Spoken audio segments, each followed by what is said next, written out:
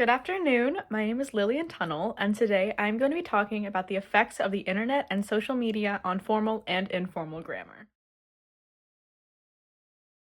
Social media is still a relatively new concept. It all started back in 2002 with a website called Friendster, one of the first websites to have forums, messages, chat rooms, and is considered to be the first mainstream social networking service.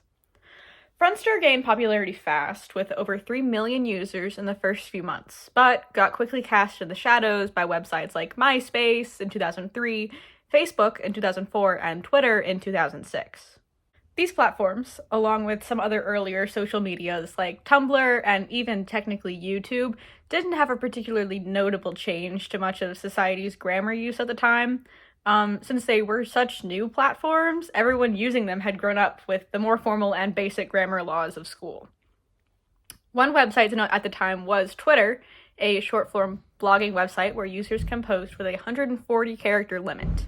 This limited character use, usually allowing 28 to 30 words, normalized more slang words, acronyms, and shortcuts like U, LOL, TTYL, and these allowed users to say more in just a single post.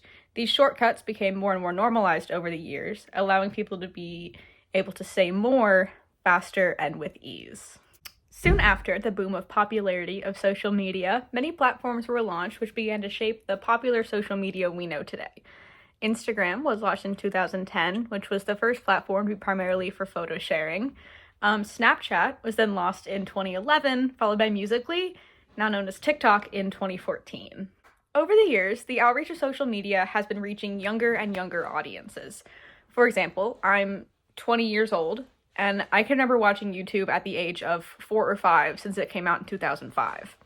I got Instagram at 13 and Snapchat at 14, so I've been a prominent social media user for about 7 years. Looking at social media now, however, children are being introduced to it at a very young age. With these children in school learning basic proper and grammar rules, they're also online, seeing the more informal grammar and texting language many online users use. I will note this isn't necessarily a bad thing, besides the growing brain rot language, as long as the informal and formal grammar stays separate. This is often referred to as code switching, which is the practice of altering one's language, dialect, accent, appearance, or behavior to fit a specific social or cultural context. Teachers often now incorporate code switching into their lessons, teaching their children how to know and recognize when to shift between casual and formal language. For years, the internet and social media had a negative impact on formal grammar. People would commonly use texting language and punctuation in formal papers, changing the function and professionalism of the paper. This, along with the evolution and growth of technology, sparked the need and idea for grammar assistant AIs.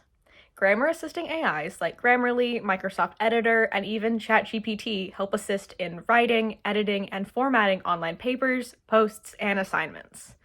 It helps reinforce formal grammar standards along with checking punctuation, spelling, and tone. While this does improve grammar in the final result, some students may rely purely on these assistive AIs instead of learning the grammar rules themselves. A popular study from Harvard shows that this tends to be the case. We see this all the time nowadays, with people using the wrong there, your, and not understanding proper punctuation. In conclusion, I believe that technology has made grammar more fluid. While formal writing keeps many of its rigid and professional rules, helped along by technology and AI, informal language has become more lax and personalized, helping for faster and unique communications. Just like people, language changes, and grammar might simply just be adapting to more modern times. Thank you for your time.